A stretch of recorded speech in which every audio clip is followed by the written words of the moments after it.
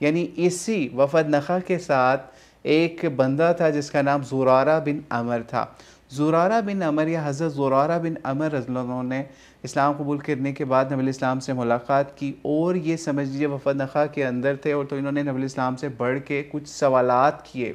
कि मुझे इस तरीके से ये कुछ मामलात हैं, सवालात करने हैं। तो नबी इस्लाम ने उनको इजाज़त दी। नबी इस्लाम से उन्होंने 4 ख्वाब जो है ना, या 4 चीज़ें हैं जो उनको तंग कर रही थी इस सफ़र के दौरान या फिर नबी इस्लाम से मुलाकात करने से पहले,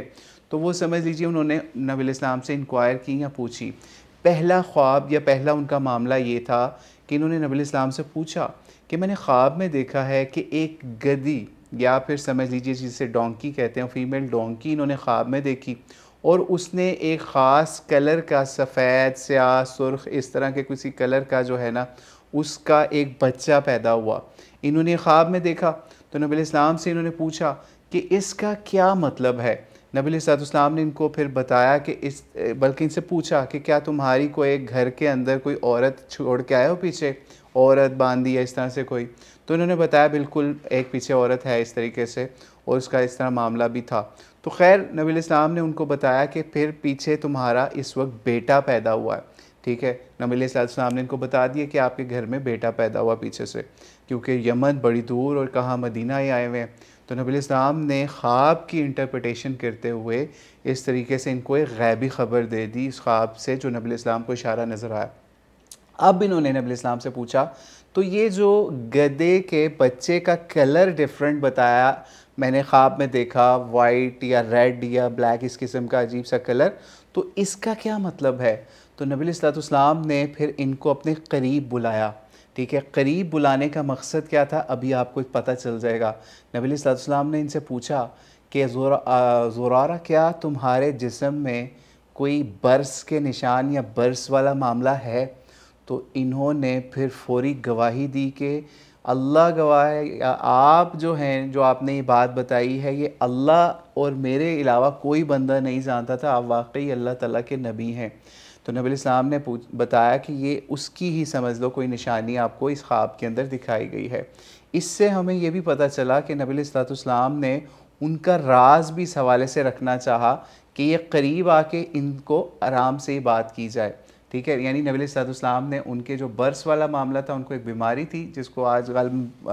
फुल बेरी या उसमें वाइट मामलात हो जाते हैं कुछ जिस्म के ऊपर। तो कुछ लोगों के ऐसे होते हैं कि वो जिस्म के ख़ास हिस्सों पे होते हैं, वो फिर उन किसी को बताते ही नहीं है कि हमें ये बीमारी भी है। तो इनको उस ख्वाब से नबी इस्लाम ने इंटरप्रेट करके ये भी बताया कि आपकी वो बीमारी भी है, ये भी मामला इससे पता चल रहा है। खैर इन्होंने भी नबी इस्लाम की इस बात की तस्दीक भी की, और बहुत ज़्यादा नबी इस्लाम को इस हवाले से प्रेज़ किया कि ये सिर्फ़ अल्लाह के अलावा किसी को पता नहीं था अब तक कि कैसे मामला हो गया। फिर इन्होंने एक दूसरा ख्वाब भी नबी इस्लाम के सामने रखा। इन्होंने बताया कि नुमान इब्न मुंज़िर जो है ना, वो मुझे ख्वाब में दिखाई दिया है, और उसके जो कान पे जो है ना दो या फिर उसके सर पे जो है ना, वो कुछ ख़ास पिघला के ज़ेवर या कोई ख़ास चीज़ें उसके ऊपर मुझे इस तरीके से डेकोरेटिव करके नज़र आई हैं ज़ेवरात की शक्ल में। तो फिर नबी इस्लाम ने उसकी भी इंटरप्रटेशन बताई कि ये अरब का एक बादशाह बेहतरीन और बारौनक हालत में पलट आया, या उसका इस तरह मामला है। असल में ये समझ लीजिए अरब का एक बादशाह हुआ करता है, जिसके बारे में नबी इस्लाम ने इंटरप्रेट किया कि वो इस वक्त अच्छी हालत के अंदर हो गया है। ठीक है, तो वो भी बताया नबी इस्लाम ने इंटरप्रेट करके इनको यह बताया। ठीक है, फिर इसके बाद नबी इस्लाम से इन्होंने एक तीसरा ख्वाब भी पूछा। तीसरा ख्वाब इन्होंने फिर ये पूछा कि मैंने एक बुढ़िया देखी है या बूढ़ी औरत देखी है, और इसके कुछ बाल सफ़ेद हैं और कुछ स्याह हैं, और वो ज़मीन से बाहर निकली। ठीक है, ज़ादुल माद इब्न क़य्यम ने भी इस वाक़े को नकल किया है 244 नंबर पेज के ऊपर, जिल्द नंबर 3 पे। तो उसमें इन्होंने फिर ये सवाल पूछा ख्वाब के हवाले से कि एक सफ़ेद बालों वाली बुढ़िया देखी है। हज़रत ज़ुरारा ने ख्वाब पूछा कि एक सफ़ेद बालों वाली बुढ़िया या बूढ़ी औरत देखी है, इसके कुछ बाल सफ़ेद हैं, कुछ स्याह हैं, और वो ज़मीन से बाहर निकली है, तो इसका क्या मानी होगा। तो नबी इस्लाम ने फिर इनको बताया कि ये दुनिया की मानंद है, यानी दुनिया है और उसका कुछ हिस्सा गुज़र गया और कुछ थोड़ा सा हिस्सा इस वक्त बाकी रह गया, यानी आखिरी वक्त से पहले, क़यामत से पहले हमारे पास कम वक्त बाकी रह गया। इस किस्म का नबी अलैहिस्सलाम ने उनको इंटरप्रेट किया, या जिसको हम अपनी ज़ुबान में अगर समझ लें, या उसका मफ़हूम ये था कि आपके पास थोड़ी लाइफ है, थोड़ी दुनिया है, उसमें जितना आप ज़्यादा फ़ायदा उठा सकते हैं दीन के हवाले से या फिर इस तरह के, इस हवाले से नबी अलैहिस्सलाम ने, समझ लीजिए, उनको इंटरप्रेट भी करके बताया। फिर इसी तरीके से चौथा ख्वाब ये नबी अलैहिस्सलाम ने से उन्होंने बयान किया कि मैंने एक ज़मीन से आग निकलती हुई देखी है, एक आग निकली है और मेरे बेटे के दरमियान में वो हाइल हो गई है, और आग कह रही है कि झुलसो झुलसो, यानी जला दो सबको या जला दो, और बीना हो या नाबीना हो, यानी आंखों से देखने वाला हो या ना देखने वाला हो, उन सब को जला दो। ऐसी आग निकली, और उस आग ने ये बोल बोल के कहा है कि सबको जला दो और या झुलसो और झुलसाओ, और समझ लो कि मैं तुम्हारे माल को खाऊंगी। यानी उस आग ने इस तरीके से बोला है, ठीक है। तो नबी अलैहिस्सलाम ने फिर इसकी इंटरप्रिटेशन, या इस ख्वाब की हज़रत ज़ुरारा को इंटरप्रिटेशन ये बताई जो वफ़द नखा के साथ आए थे, कि इसका ये मतलब है कि आपके ऊपर एक फ़ितना आएगा, या एक फ़ितना अरब के अंदर आएगा, जिसके अंदर लोग जो हैं, या मोमिन जो हैं, या ईमान वाले लोग हैं, उनके ऊपर एक फ़ितना आएगा कि वो अपने ही इमाम को या अपने ही अमीर को कत्ल कर देंगे, ठीक है। और फिर नबी अलैहिस्सलाम ने जब उनको ये फ़ितना बताया इसके बारे में, और ये भी कहा कि बड़े नेक लोग भी होंगे उसके अंदर, और मोमिन के नज़दीक दूसरे मोमिन का खून जो है ना, वो पानी के घूंट से भी ज़्यादा उनको खुशी या राहत बख्शने वाला होगा। और ये भी कहा नबी अलैहिस्सलाम ने कि अगर आपका बेटा मर गया तो आप इस फितने में होगे, और अगर आप मर गए तो आपका बेटा इस फितने में होगा। यानी नबी अलैहिस्सलाम ने उनके अहलो अयाल के हवाले से भी इंटरप्रेट करके बताया कि या तो आप उसमें फ़ितने में गिरफ़्तार हो जाओगे, और अगर आप ना हुए तो आपकी औलाद हो जाएगी इस हवाले से, या बेटा हो जाएगा। तो नबी अलैहिस्सलाम से इन्होंने फ़ौरी अर्ज़ किया कि ए अल्लाह के रसूल, मेरे लिए दुआ कर दें कि मैं ये फ़ितना ना देखूँ, मैं इस फ़ितने से बच जाऊँ। तो नबी अलैहिस्सलाम ने फिर इनके लिए दुआ फरमाई कि अल्लाह इनको इस अहद फ़ितन से, या इस दौर जिसका फ़ितने के हवाले से ख्वाब में इनको दिखाया गया है, उस फितने से अल्लाह ताला इनको महफूज फरमाए। तो फिर बताया जाता है, इब्न क़य्यिम ने भी लिखा कि जनाब फिर हज़रत उस्मान रज़ियल्लाहु तआला अन्हु की, समझ लीजिए, जब शहादत से पहले जो फितना हुआ, जिसके अंदर बागियों ने उनको माज़ूल करने की कोशिश की या उनको शहीद करने का वाला मामला किया, तो उससे पहले ही ये जिनके लिए नबी अलैहिस्सलाम ने हज़रत ज़ुरारा बिन अमर के लिए दुआ की थी, वो उस फितने से बच गए। वो पहले ही वफ़ात पा चुके थे, लेकिन जो इनका बेटा था वो उस फितने का हिस्सा बना, और हज़रत उस्मान रज़ियल्लाहु अन्हु के ख़िलाफ़ जो बगावत करने वाले थे वो उनमें शामिल भी हुआ। इससे भी हमें ये पता चल गया कि नबी अलैहिस्सलाम किस तरीके से उनके पास इतनी बसीरत थी, इतनी बसारत थी, या इतना अल्लाह ताला की तरफ से गैब का इल्म भी था कि वो ख्वाबों को भी इंटरप्रेट करके बता दिया करते थे कि इस ख्वाब के अंदर आपको क्या मामला नज़र आ रहा है या फिर क्या मामला होगा। क्योंकि अल्लाह ताला ने अपने अम्बिया को कुछ ऐसी खूबियाँ दी होती हैं कि आप ये सोचिए कि अगर हम आज भी देखें तो आज भी कुछ नबी अलैहिस्सलाम की उम्मत के अंदर भी ऐसे लोग मौजूद हैं जो कि ख्वाबों को इंटरप्रेट कर देते हैं किसी लेवल तक। ये तो नबी अलैहिस्सलाम का ख़ासा था कि वो 100% उसकी इंटरप्रिटेशन बता देते थे, और अगर किसी की नहीं बतानी होती थी तो उस पर ख़ामोशी वाला भी मामला किया करते थे। तो ये नबी अलैहिस्सलाम का ख़ासा था। और अगर सहाबा के अंदर देखें तो नबी अलैहिस्सलाम के सहाबा में हज़रत अबू बकर सिद्दीक़ रज़ियल्लाहु ताला अन्हु का भी ये ख़ासा था कि नबी अलैहिस्सलाम के बाद वो भी, उनसे भी लोग इंटरप्रिटेशन ख्वाबों की पूछा करते थे। बल्कि हमारा ये भी ज़हन बन रहा है कि अगली नशिस्त के अंदर हम लेकिन वो फिर समझ लीजिए सीक्वेंस से हट के होगा कि हम सिर्फ़ और सिर्फ वो ख्वाब लेके आएँ नबी अलैहिस्सलाम की सीरत से या अहादीस से जिनको नबी अलैहिस्सलाम ने इंटरप्रेट करके बताया, या नबी अलैहिस्सलाम को ख़ुद वो ख्वाब आए या लोगों को ख्वाब आए, ठीक है। तो नबी अलैहिस्सलाम ने फिर उनकी इंटरप्रिटेशन बताई, या कुछ की अगर नहीं बताई तो उसके पीछे क्या मामला थी या हिकमतें थी, ठीक है। तो ये भी एक मामला था जो हमने सोचा कि इस ख्वाब के हवाले से आपके सामने जो 4 ख्वाब थे जो नबी अलैहिस्सलाम ने हज़रत ज़ुरारा बिन अमर को जो कि कबीला नखा के साथ आए थे, उनको नबी इस्लाम ने बयान भी कर दिए। यहाँ पे एक चीज़ और भी समझ लीजिए कि जो ख्वाब है ना, ये बहुत सेंसिटिव इशू होता है। यानी इतना सेंसिटिव होता है कि आप इसके बारे में झूठ नहीं बोल सकते, ये चीज़ समझ लीजिए। वैसे तो झूठ वैसे ही मना है, लेकिन अगर ख्वाबों के बारे में अगर किसी ने झूठ बोल दिया, जैसे हमारे यहाँ अक्सर ऐसे होता है कि अगर कोई बंदा मर जाता है या कोई ऐसा मामला हो जाता है, तो ख़ानदानों के अंदर अक्सर औरतें ऐसी उठ जाती हैं, वो जनाज़ों के ऊपर आके कह रही होती हैं, जी मैंने भी ख्वाब में देखा था ये बंदा मर जाएगा कुछ दिन पहले, इस तरह की बातें।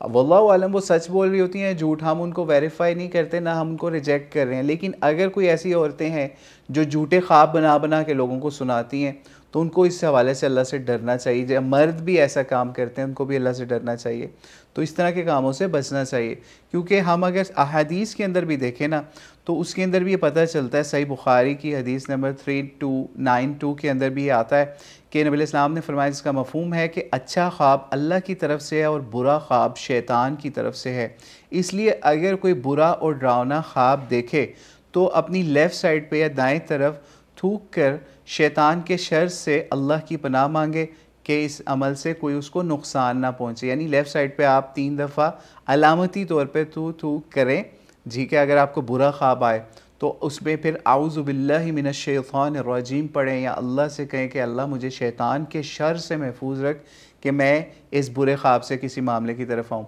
और एक और चीज़ यहाँ पे समझ लीजिए कि एक सहाबी थे, अबू सलमा बताया जाता है, उनका भी ये मामला था कि उनको भी बड़े बुरे ख्वाब या मुख्तलिफ़ ख्वाब आया करते थे। तो जब उनको पता चला कि नबी अलैहिस्सलाम ने भी ऐसा अमल बताया हुआ है, तो उसके बाद से समझ लें कि उनकी काफ़ी तसल्ली और तशफ़ी हो गई कि वो समझ लें जब उनको बुरा ख्वाब आता, तो वो नबी इस्लाम का ये कौल उन तक पहुँच गया कि इस तरीके से आपने उठ के आऊज़ु बिल्लाहि मिनश्शैतानिर रजीम पढ़ना है, या फिर 3 दफ़ा अपनी लेफ़्ट साइड पे थू थू करना है। तो वो उनको उससे बहुत ज़्यादा तसल्ली होगी, तशफ़ी होगी, नहीं तो उनका ख्वाबों के हवाले से उनको बहुत ज़्यादा डर लगा रहता था। इससे हमें भी ये समझ लगती है कि अगर कोई बुरा ख्वाब आए, एक तो वो किसी को ना बताएं, दूसरा जो अमल नबी इस्लाम ने बताया वो करें, ठीक है। इसी तरीके से कुछ अहादीस के अंदर ये चीज़ भी बाकायदा पता चलती है कि अच्छा ख्वाब आए तो आप सिर्फ़ अपने जो महबूब लोग होते हैं या जिनसे आपको कोई नुकसान का ख़दशा नहीं होता, उनको आप बता सकते हैं, और बुरा ख्वाब तो आपने किसी को भी नहीं बताना होता, ठीक है। तो ये भी इस हवाले से एहतियात करनी चाहिए। और एक और चीज़ हमें अहादीस के अंदर मिलती है, जो कि समझ लीजिए सुनन तिरमिज़ी के अंदर किताबुर रुइया के बाब में भी मिल जाती है कि नबी इस्लाम ने फरमाया, जिसका मफ़हूम है ला तुक़स्सुर रुया इल्ला अला आलिम औ नासिह, कि नबी इस्लाम ने फरमाया, इसका मफ़हूम है कि जो आपका ख्वाब है ना, वो किसी आलिम को या खैर खा के अलावा, या आलिम मतलब जो ख्वाबों का इल्म रखता हो, किसी आलिम को या फिर खैर खा के अलावा किसी को बयान ना करो, कमा क़ाल अलैहिस्सलाम। तो इससे भी पता चल गया कि बड़ी एहतियात की ज़रूरत है। इसी तरीके से एक और रवायत है, नबी अलैहिस्सलाम ने फरमाया, जिसका मफ़हूम है इब्न माजा के अंदर 3906 है, उसके हज़रत अबू हुरैरा रावी हैं, उससे पता चलता है कि ख्वाब कितने किस्म के होते हैं। बताया गया ख्वाब 3 किस्म के होते हैं। पहला जो है वो अल्लाह की तरफ से है, यानी खुशखबरी है, ठीक है। और दूसरा जो है दिल के ख्यालात होते हैं, आपके सबकॉन्शियस में चीज़ें स्टोर हो रही होती हैं, वो उसकी कोई ना कोई तस्वीर बन के सामने आ जाती है। डेली रूटीन चल रही होती है, उसकी कोई ना कोई तस्वीर मुख्तलिफ़ तरह की हो के सामने आ जाती है। आपके बचपन के अंदर या किसी वक्त कोई वाक़या हो गया, वो आ गया सामने, कोई ना कोई सबकॉन्शियस के अंदर या फिर आपके कॉन्शियस के अंदर, स्टोरेज के अंदर, माइंड के अंदर, हार्ट के अंदर, जहाँ जहाँ चीज़ें हैं वो कुछ ना कुछ उनकी पिक्चराइजेशन होकर आपके ख्वाब में आ जाती है। ये ख्वाब की दूसरी किस्म भी नबी साहब ने बयान की। फिर तीसरी जो किस्म है ना, उसके बारे में है कि शैतान की तरफ से या खौफ ज़दा करने के लिए आपको ख्वाब आते हैं, ठीक है। तो फिर ये भी कहा कि ख्वाब आए अगर किसी को बुरा, तो वो अगर वो चाहे तो किसी के सामने बयान बेशक ना करे, अच्छा हो तो बेशक कर दे, लेकिन बुरा इब्न माजा की 3906 के अंदर ये भी सराहत हमें मिल जाती रवायत के अंदर। तो इन रवायात से हमें पता चल गया कि ख्वाबों का मामला काफ़ी सेंसिटिव है, तो इसको जो है हर किसी को नहीं बताना चाहिए। इसी तरीके से यही वजह है कि कुरान पाक के अंदर भी सूरह यूसुफ़ के अंदर भी जो मामला हुआ कि हज़रत यूसुफ़ अलैहिस्सलाम को एक बहुत खूबसूरत किस्म का ख्वाब आया, ठीक है, ठीक है। वो उनके वालिद जो के समझ लीजिए उनको जब उन्होंने बताया, क्योंकि सबसे महबूब वही थे उनके, तो उन्होंने फ़ौरी उनको कहा कि आपने अपने भाइयों को इसका या किसी को ज़िक्र नहीं करना, इस ख्वाब का किसी से ज़िक्र नहीं करना, ताकि कोई इस तरह शैतान वाला मामला कोई और ख़राबी की तरफ ना जाए। तो इसलिए इस मामले में भी हमें एहतियात करनी चाहिए। इवन अच्छा ख्वाब भी आए तो उसमें भी एहतियात करें। इजाज़त है आपको शरई लिहाज से बयान कर भी सकते हैं अच्छा ख्वाब किसी को, नहीं भी कर सकते, लेकिन कोशिश यही करें कि अच्छा ख्वाब भी अगर कोई हसद वाली साइड पे आपके साथ कोई मामला हो रहा हो तो आपने किसी को ओपनली पब्लिकली उस चीज़ के ऊपर नहीं बताना, ताकि अब अगर आपकी ज़ुबान से वो अच्छा ख्वाब निकल गया और वो ख्वाब किसी शैतान ने सुन लिया है, किसी जिन ने सुन लिया है, तो हो सकता है वो आपको उस नेक चीज़ से बुराई की तरफ राग़िब करने की कोशिश करे या आपके उस काम के अंदर रोड़े अटकाना शुरू कर दे जो आपको अल्लाह ताला की तरफ से ख्वाब के अंदर एक पॉजिटिव साइन की तरह दिखाया गया। और अगर आपने हर तरफ बयान कर दिया है तो, और एक और चीज़ भी बयान आपको बताते चलें इस ख्वाब के हवाले से, आखिरी बात करके आज की क्लास को एंड भी करते हैं, वो ये कि ख्वाबों के बारे में एक और इंटरप्रिटेशन के उसूल को अपने ज़हन में रखिएगा। जैसे हमने हदीस भी आपको तिरमिज़ी की बता दी कि आपको ख्वाबों को समझ लीजिए किताबुर रुया से बता दी कि ख्वाब जो है वो आपने किसी आलिम या नासिर को बयान करना है, नसीहत करने वाले को बयान करना है। तो इसी हवाले से एक उसूल है जो इंटरप्रिटेशन करने के हवाले से है, जो अक्सर उलमा भी और असातिज़ा भी बताते हैं कि अगर आपने, बल्कि वो समझ लीजिए हमारे असलाफ से चला आ रहा उसूल, कि अगर आपने कोई ख्वाब जो है, कोई बुरा ख्वाब आया था, कोई ठीक ख्वाब नहीं था, और वो आपने किसी को बयान कर दिया और उसने उसकी गलत इंटरप्रिटेशन भी कर दी, तो समझ लीजिए वो इंटरप्रिटेशन भी वाक़या हो सकती है कि वो शैतान आपके उस काम में पीछे लग के आपको उस राह की तरफ डाल के उसकी गलती की तरफ आपको गामज़न कर दे। तो इसलिए ख्वाबों की इंटरप्रिटेशन का मामला भी बहुत सेंसिटिव है, तो इसलिए बहुत एहतियात से अपना ख्वाब भी लोगों को बताएं ताकि कोई इसकी गलत इंटरप्रिटेशन ना कर दे। और ये इसलिए भी कहा जाता है उलमा की तरफ से कि किसी ऐसे बंदे को ना बताएं जिसको इसका इल्म ना हो, क्योंकि उसको ये उसूल नहीं पता होगा कि अगर मैंने गलत इंटरप्रिटेशन कर दी तो मामला हो जाएगा। फिर वो ये होगा कि अगर कोई किसी को गलत किस्म का ख्वाब आया हुआ तो समझ लीजिए वो फिर उसका मामला जो है ना वो शैतान किसी और गलती की तरफ ले जाएगा, और समझ लीजिए वो बंदा भी उस सेंसिटिविटी लेवल ऐसा चला जाएगा उसका कि वो फिर उसके लिए कोई मामला समझ लीजिए टेंशन से ही वो बंदा उसका कुछ हो जाएगा। जैसे आखिर में क्लास एंड करते हुए एक आपको बताते चलें कि एक मरतबा ख्वाब आया किसी हमारे दोस्त को, तो उनके वालिद साहब को वो ख्वाब के हवाले से उनको ख्वाब आया। तो क्योंकि उनके वालिद साहब के हवाले से था, तो उन्होंने हमें जब कहा कि इस ख्वाब की क्या इंटरप्रिटेशन है आपके हवाले, आपको समझ इसमें आती है, तो हमने चूँकि कुछ असातिज़ा से कुछ लोगों से समझ लीजिए कुछ इसके हवाले से कुछ थोड़ा बहुत इल्म था, तालिब इल्म थे, तो खैर हमने उनको कहा कि आपको हम इंटरप्रिटेशन तो अपने इल्म के हिसाब से या अल्लाह से डरते हुए बता देते हैं, लेकिन आपने ये इंटरप्रिटेशन अपने वालिद साहब को नहीं बतानी कि कहीं वो उनका मामला अभी से ही ना ख़राब हो जाए, लेकिन आप अपने हिसाब से अपने इंतज़ामात पूरे कर लें। वो उस ख्वाब से जो चीज़ थी ना, क्योंकि उसमें ही लग रहा था कुछ ख्वाब एग्जैक्ट हमें भूल गए, इंटरप्रिटेशन याद है, तो हमने उनको कहा कि जो ख्वाब है ना उससे यही लग रहा है आपके वालिद साहब बीमार है। उन्होंने कहा बिल्कुल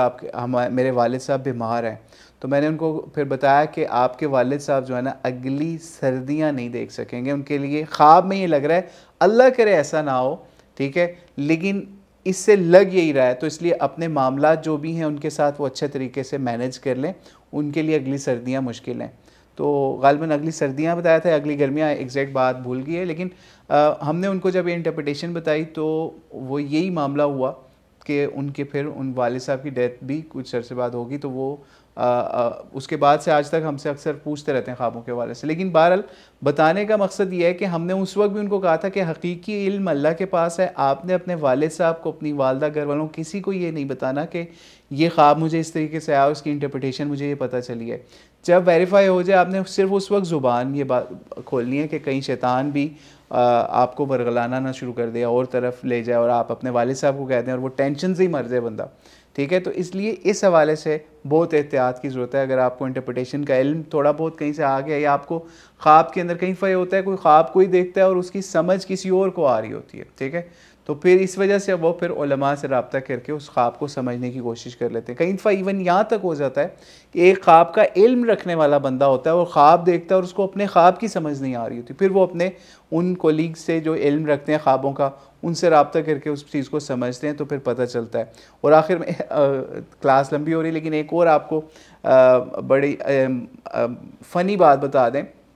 हमें एक मरतबा किसी ने कहा कि फ़ोन मैसेज आया, तो क्योंकि हम एक ग्रुप में थे वहाँ क्वेश्चन आंसर्स देते थे, तो किसी ने हमसे सवाल पूछा कि जनाब मुझे ख्वाब में अक्सर गाय नज़र आती है, भैंस नज़र आती है और लगता है वो मुझे भी टक्कर मार देगी, तो ये क्या मामला है, ये क्यों आ रही है मुझे नज़र इस तरीके से गाय या भैंस, और मैं जैसे ही घर से निकलने लगता हूँ तो मुझे लगता है वो मुझे हिट कर देगी, ये भी मारने लगी है। तो मुझे बिल्कुल नहीं पता था उनका नाम क्या है, किस जगह रहते हैं, किस जगह से ताल्लुक़ है, उन्होंने बस अपना ख्वाब भिजवा दिया। तो क्रॉस क्वेश्चन मैंने उनसे पूछा कि क्या आपके घर के बाहर या आपने ख़ुद गाय भैंसें पाली हुई हैं? उन्होंने कहा बिल्कुल, हमारे घर के बाहर इस तरह बाड़ा है, जैसे ही हम दरवाजे से निकलते हैं तो गाय भैंसें नज़र आती हैं रोज़ गुज़रते हुए।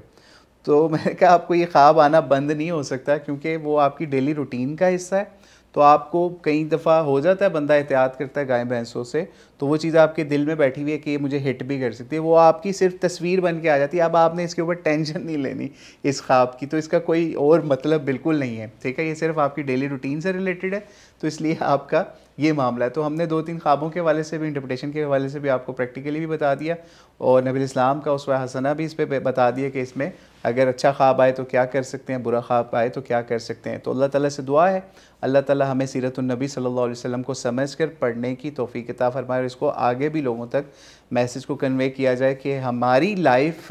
उसी वक्त जो है वो अच्छी हो सकती है, दीनी लिहाज से ख़ास तौर पे और दुनियावी लिहाज से भी, कि अगर हमारा रोल मॉडल जो है ना वही होगा अतीउल्लाह व अतीउर रसूल वला तुब्तिलू अमालकुम, जो कुरान ने उसूल दे दिया कि अगर हमने नबी अलैहिस्सलाम की अतात नहीं की तो हमारे अमाल जो है ना वो बर्बाद हो जाएंगे। और वो उसी सूरत में आप कर सकते हैं कि आप अपने नबी अलैहिस्सलाम की लाइफ को पढ़ें, जो हमारे लिए फ़ाइनल प्रॉफिट है, फ़ाइनल मैसेज है, फ़ाइनल जो है वो समझ लीजिए आइडियल पर्सनैलिटी है जिनको हमने फॉलो करना है।